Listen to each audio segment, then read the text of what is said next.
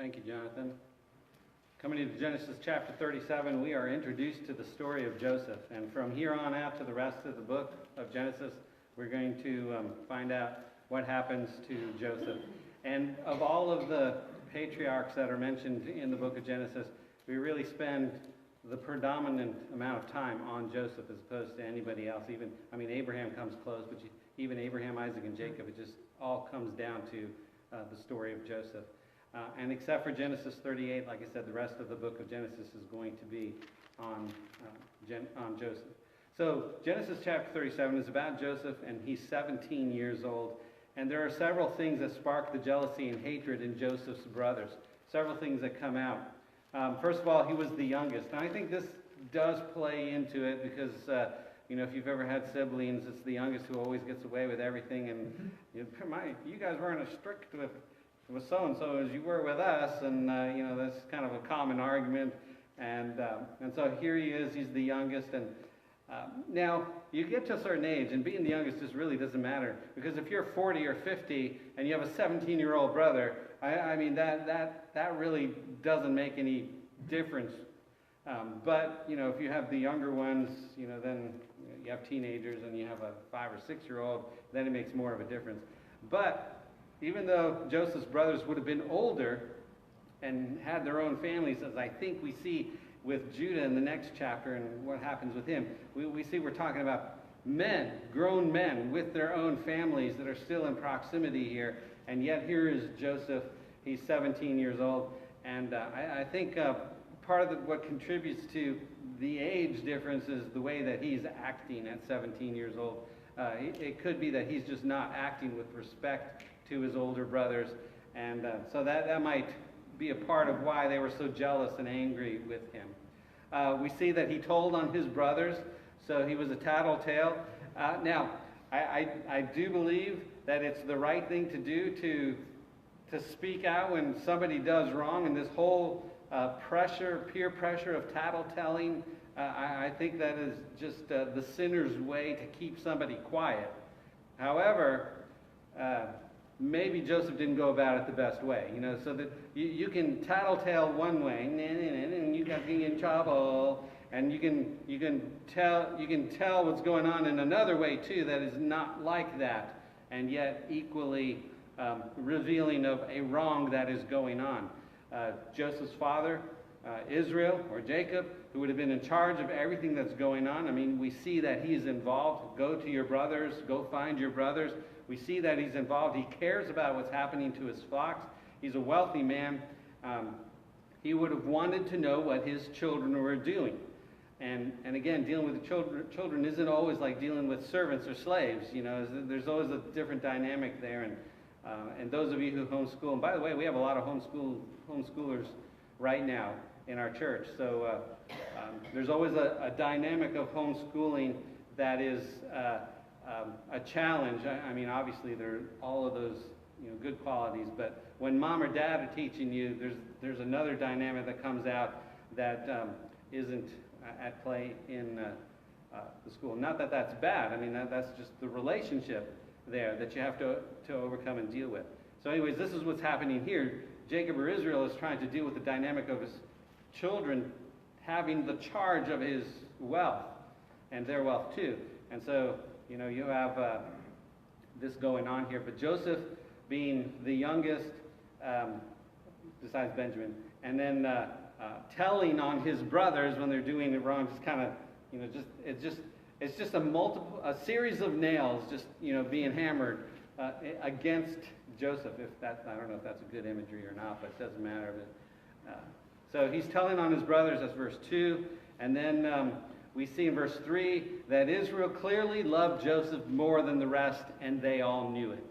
And the same favoritism, and it's probably this one that weighs the heaviest. If Joseph wasn't the favorite of Jacob, then some of these others that, he was young and that he told on them might have come out or played out differently. But I think that because he was loved more than the rest, and it was obvious that he was loved more than the rest, I think that just kind of weighed heavily on all of their relationships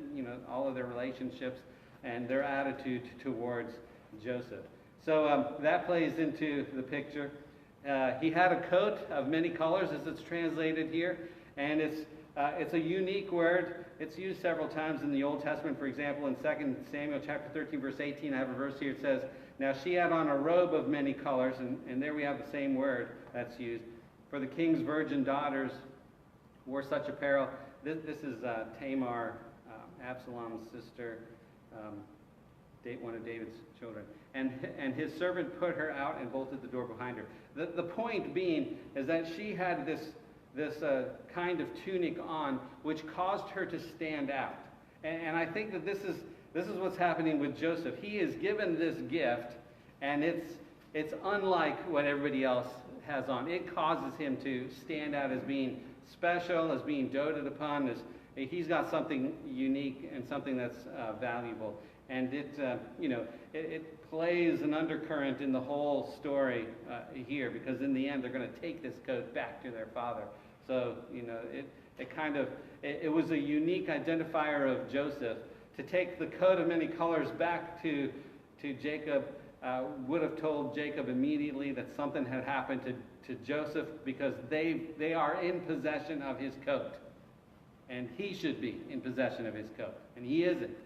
So he had this coat of many colors, and like I said, when he wore it, every time his brothers saw him, it probably was just kind of like a neon light. I'm special, and you're not. I'm special, and you're not. And they probably just, when you see something like that, it just kind of eats at you, and it's the wrong attitude to have, but it just gets to you. And so this is probably another thing that's adding to their their anger and their jealousy over Joseph. And something I didn't say about the jealousy, not the jealousy, but the favoritism. This is something that we've already seen, and we've already seen it cause trouble. And even though it's caused trouble, it just keeps coming up. And, don't these guys learn, from what's happened in the past? Don't they learn from their mistakes? They just keep on choosing their favorites. So anyway, it's just something that runs in the family. Sarah? Joseph doesn't help the situation either. No, he doesn't. He is spoiled. He is highly favored. He was the wife that was loved, Yeah. the son. But he tells them about this dream. Yeah, that's the next point.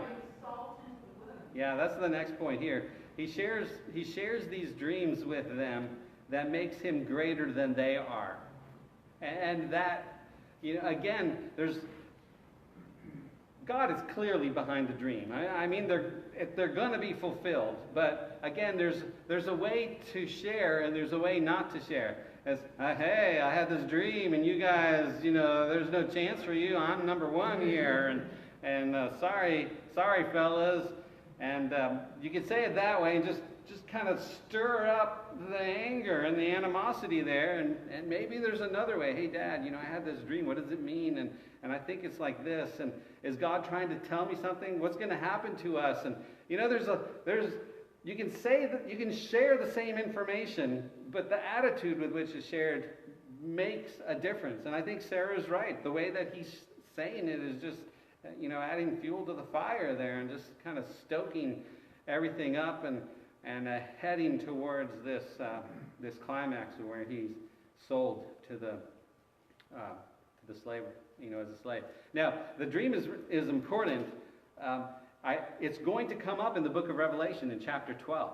And so this is an identifier for the nation of Israel, for the people of God. And so we see the whole thing with the moon and the sun and the stars come up in Revelation 12. So this is an important dream that he has, and that's why I believe that it's from God, and things are going to play out in the short term in Joseph's own family, and in the long term with respect to Christ, the book of Revelation. So it's really an important dream. It's sort of like Jacob's ladder that we saw earlier. That had ramifications for Jacob right then and there, but it also had a bearing on the coming of Christ and the ministry of Christ. It was a revelation of himself for the people in the Old Testament that is going to last all the way to the New Testament. So it's just another revelation there. So an important dream. He has two dreams that are very similar. The second dream, of course, brings in his father and his mother and his father rebukes him for it. His father, who are you that we're going to bow down to you? Who are you? Why are you having, this? So there's a rebuke that's in there. But again, having these dreams and the way that he shared these dreams contributed to the anger and the jealousy of his brothers towards him. So that's kind of the setting at the beginning. And then we come to the actual plot to kill Joseph. So they see him, they can't stand him, they want to kill him, and they come up with this plot to kill Joseph. And Reuben, the oldest, schemes. He schemes against his brothers to try to deliver Joseph. Like I said, Reuben, I don't know how old Reuben would have been at this point, but he's a grown man, and it does not sit right with him to kill Joseph. So you see the glimmer of a conscience in Reuben's heart. He schemes against his brother. Let's throw him into a pit, and then he plans on coming back later to get him. Now, to see the coldness of his brothers, I mean, this is not a highlight for Israel and his family. This is one of those low point chapters. And just look at verse 25. It says, let's look at verse 23. So it came to pass when Joseph had come to his brothers, they stripped Joseph of his tunic, the tunic of many colors that was on him. Then they took him and cast him into a pit, and the pit was empty. There was no water in it. And then look at verse 25. And they sat down to eat a meal. Now, if you're really eaten up with guilt and your conscience is bothering you, then sitting down for a meal is not going to be like high on your list there. But they're not bothered. They're just cold and calculating, and I can't imagine that they're not bothered by it, but yet they sit down to eat a meal. Now, we know this is going to bother them. I mean, what happens to Joseph is going to be with them for the rest of their lives. We see that coming out as the story unfolds. But there's a certain coldness and hardness that they are exhibiting here at this point. So they sit down, they eat a meal, and then all of a sudden they see in the distance this caravan of Ishmaelites. And Judah. Now Judah's the fourth oldest. Judah comes up with another plan. Hey, why do we have to kill him? Let's sell him, make some money off of this, and we'll just say that he's dead. So they pull him out of the pit and they sell him to the Ishmaelites, to the Midianite traders here. They sell him for 20 shekels of silver, and Joseph is carted off to Egypt, and so they don't have the blood of Joseph on their hands, technically. So this is what happens here. And then Reuben is not with them when they're eating, and he comes back to the pit to rescue Joseph, and he doesn't find Joseph there. And he mourns, and he weeps, and how am I going to face my father? Now, presumably they tell Reuben what has happened, because the next part of the plot is they have Joseph's coat now. They tear it up, they put some blood of an animal in it, and they go back to their father. And we know that Reuben is a part of this. So he didn't know that they sold Joseph. He wasn't there when that happened, but he's brought into the scheme a little bit later. And I just have to say something. Reuben had some good intentions, I think. I think his conscience was really, pricked there, and he didn't want anything to happen to Joseph. And but listen, just because he had the good intention of this, the way that he went about it was really sheepish. It was admirable that he wanted to save Joseph, but he was the oldest of the sons, and if he had just stood up and said, "Look, I can't stand Joseph either, but we are not going to do this. How would we face our father if we did this?" And he should have stood up for what was right. He was the oldest. He had some measure of authority, even though there's a dynamic that has been going on. We've talked about it. He has a measure of authority here. He could have said something. He could have been more. He could have been bold about it, but he's not like that. He he has this secret plot. He doesn't share it with anybody. He just tries to scheme. That's why I used that word before. He schemes with his brothers. He does it secretly, and he's waffling, and he yields because he's weak. And so I think that it's good that he had the right intention there, but he didn't move on it. And I think sometimes we just have to be careful. There's one verse in the New Testament that comes to mind. It says, the spirit is willing, but the flesh is weak, right? It's good that we have the right intention, the good intention. We want to get our life right. We want to start doing what's right. We want to make some changes in our life. Having that good intention, that's good. That's the first step. But we have to act on it. We have to follow through in a way that is right and honorable and pleasing to God. Because just having the good intention on its own doesn't really bring about any difference. It just might even cause some more trouble in the end. So that's really important for us, I think. I know we all have these intentions in our heart. We want to do better. We want to do what's right. Well, that's great. Well, it's time to act on that. So it's also similar to don't be hearers of the word only, but be doers of the word. So it's kind of all, the principle is kind of all related and tied in together. And we see that, I think, in Reuben as a picture, illustration of that. And then probably the most despicable act it is to take this coat that has been dipped in the blood of an animal and has been torn, and going to their father and intentionally deceiving him, causing him to think that his beloved son has been killed. And Jacob has no idea, no clue, for years and years, that it wasn't true. They played it out to its fullest extent, and it wasn't revealed until it had to be revealed. And that, to me, is just despicable on the part of the sons, and it just shows how low they are, how ungodly they are, and there is nothing good about them. There is nothing good in how they're acting here. We call them the patriarchs, but they are low.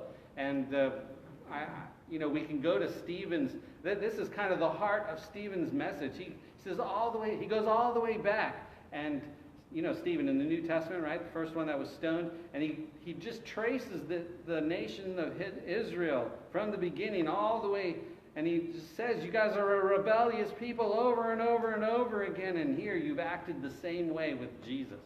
So it's just I think that's kind of what we see here, that there's nothing to lift up or to see as worthy of following in the way that they're acting. And this final act of deception of their father is just horrible. So anyway, and now we come to something that's going to come up over and over again. And this is just, I'm going to use the word amazing, but I could put the word puzzling in here. The amazing way God acts. There's a whole lot of bad things happening here. And the bad things are just going to continue to happen in the life of Joseph. God could have stopped at any time, right? God could have stopped at any time. If he wanted Joseph in Egypt, 2 or 3 of us, we could sit down at the table and we could come up with some really good plans of getting Joseph to Egypt without him having to go through all of this, right? You with me? You see what I'm saying? God could have gotten Joseph, number 2, in Egypt in a whole lot of different ways than he did. But he didn't do it that way. And that's why it's so puzzling. And we know how it all turns out, and that's great. We say, yay, look, Joseph is number 2. But if we just follow all the things that are happening to him, he experiences hardship that for the most part isn't his fault all of his life until he comes to number 2. And it just didn't have to be that way. But there's one thing that we have to remember, because, we could look at how things are now and read about the plan that's unfolding and how it's going to end in the book of Revelation. And Even this morning we saw how we're supposed to be patient until when? Until the coming of the Lord. You know, look, if two or three of us, or any two or three of us, sat down at the table and tried to come up with a plan, we're going to come up with a really good plan. But we have to remember that this is the way. We might not understand it, but it's God's plan, and it is therefore the best plan. The best possible plan. It is not plan B. It is not a mistake. It's not a hiccup. It's not the result of heartburn or anything. It is God's plan. It is the number one plan, and it is the best plan. So in Psalm 105, verse 16, this is just kind of a reflection of some of the pain Joseph experienced. It says in Psalm 105, starting in verse 16. It says, "Moreover, he called for a famine in the land. He destroyed all the provision of bread. He sent a man before them, Joseph, who was sold as a slave. They hurt his feet with fetters. He was laid in irons until the time that his word came to pass. The word of the Lord tested him." And just that last phrase right there just kind of gives us a little bit of an insight of something that's just hard for us, I think, as humans to come to grips with. And when it is all said and done, I think Joseph becomes a good example of how we are to bear in our troubles. Live for Christ today. Live for Christ today, no matter what is happening in your life. Live for him today. Don't bellyache and don't whine and don't complain and don't get distracted and don't start sinning and don't lose yourself in these other things of the world. Live for him right now, today, no matter how long it's taking to resolve. Live for him and let him work his perfect plan that'll bring glory to him and it'll be a blessing to us. And that's not always easy to do. All right, any questions or thoughts or comments? Daniel. Okay. We all have them, whether we remember them or not. How seriously should we take dreams? That's a really good question. I've been surprised at how many people that I have come across who are into dreams and interpreting dreams and trying to figure out what they all are, and they write them all down. And frankly, we don't see any of that. We see them have dreams, and something else that we see that they know what the dreams mean, for the most part. Now, didn't they have other dreams? Well, yeah, they would have had other dreams too. But somehow they knew that these dreams, what they were and what they meant. Now, Pharaoh had a dream, and he didn't know what it meant, and he got somebody to come in. But and Daniel did the same thing. But they knew what the dreams meant.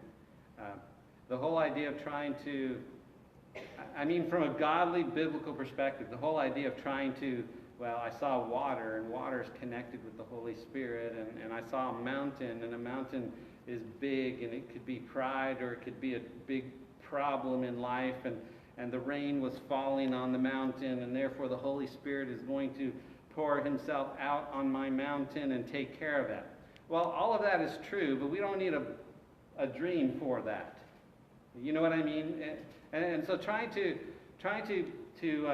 take the dream and force it into a situation, I think, is akin to what is done with prophecy in a wrong way.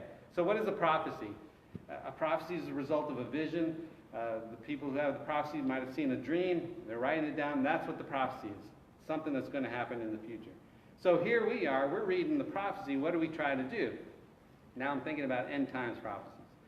Because the only prophecies there are the ones that are future, that haven't been fulfilled yet. The rest of them, if they've been fulfilled, then it's just, we see what's happened. So what's happening is we take the prophecy for the future and we try to say, well, this represents this nation and this represents that nation, and we try to figure out the end times. And I think it's just so easy to get off. There's no reason to speculate, I think.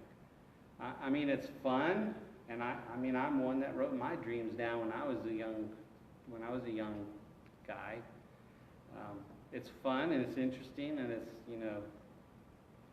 But as far as that being the way that God moves, don't get me wrong, I'm not against dreams or visions or anything like that. My point is that if you have a legitimate and true dream or vision where God is intending to direct you or somebody, you will know. That's my point. So I'm not against them. I'm against if you don't know, you're trying to figure it out. I'm against that. If you don't know, don't worry about figuring out because you're not going to get it right, chances are. Or then you fudge. So I walk into the post office one day, right? And I don't know what it was about this this shirt that I had.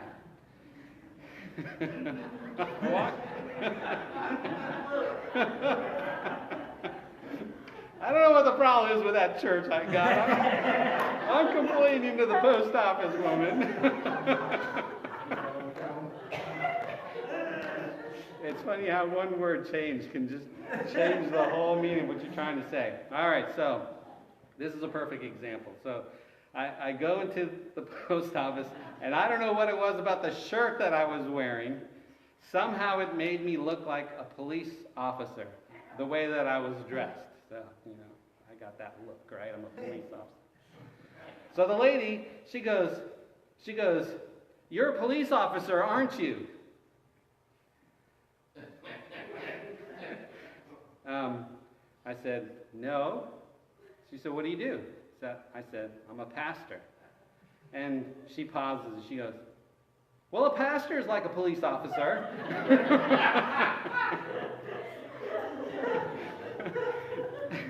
And I could tell immediately what she was doing. She was one, I don't believe she was a Christian, but she was one that's into, just kind of, I've got some kind of psychic power or something like that, and I see you, and this is the impression that I get, and you're a police officer. And no, I'm not, I'm a pastor, but she couldn't be wrong, right? So a pastor's like a police officer. And I think that's what we try to do when we don't know what the dream means. We try to maneuver, and we try to make things fit, and we try to make connections with what's happening out there in the world. And that's just really hard to do. You have to be really careful about that kind of a thing. But let me say again, I'm not against God giving us dreams and visions. My point is that if God is trying to tell you something, it's not going to be in code. You don't have to look at the Hebrew text and count every 20th letter and find out what those letters spell and see what God is trying to say in this secret code. Have you ever heard of that before? Anybody? You know what I'm talking about? That's the kind of thing people do, and it sells a book for a while, But, who cares that Princess Diana and Bill Clinton are in the Old Testament by counting, who cares? Who is Bill Clinton and Princess Diana that we would care about that as far as prophecy goes? So anyway, so that's just kind of my thought about that whole dream thing. So when you have a dream and you know what it means, then do something about it. If you don't know, then enjoy the dream, write a story about it, some fiction, and post it on the internet in your blog, and go on. All right, I hope that made sense, but I know there's I have a friend in Texas who's big into dreams, and he does, this kind of thing. And then there's this young guy who I coached when he was, I think he might have been on Daniel's team, maybe Joseph and Andrew's team. Him and his brother, they were young when I coached them, and then I see him years later, and he's a Christian now, and he's into this. There's this famous guy who does dreams, and he said, "Let me bring you over all of his CDs." Well, I didn't want to be rude to him, so he did, and he brought me like 20 CDs of how to interpret dreams and stuff, and I thought, oh my goodness, it's like there's a lot more easily, more plainly revealed things to be concerned about than trying to figure out what the bread and the rock in my dream meant last night. I listen to Christian ministers on the radio, and a lot of them are talking about the fact that in the Middle East right now, many people are having dreams, and in their dreams they're seeing Christ. Yeah. And many of these people are coming to That's fine. I don't have any problem with that. I mean, if they're seeing Christ and they know that it's a revelation of Christ and this is being used as a clear message to bring them to Christ, I don't have any problem with that. We see in Joel, we see in Acts that in the latter days people will dream dreams and have visions. So I'm not against that. But my point is that if you have a legitimate, true dream or revelation from God, it will be clear as to its meaning for you, rather than you having to spend the next week trying to sort out the symbols. That's my only point. And you can really get sucked into, the whole mysticism and New Age movement, and I mean the whole thing is based on symbols and dreams, and that whole kind of thing is so easy to be drawn into that. And sometimes when you hear some of these people speak, it's not much different than you would hear when you listen to a New Ager speaking. And you have to be really careful about that, because there can be evil spirits who inhabit those things and draw you in. That can happen. So there's a way that God does it, and it's plain, and then there's the devil's counterfeit.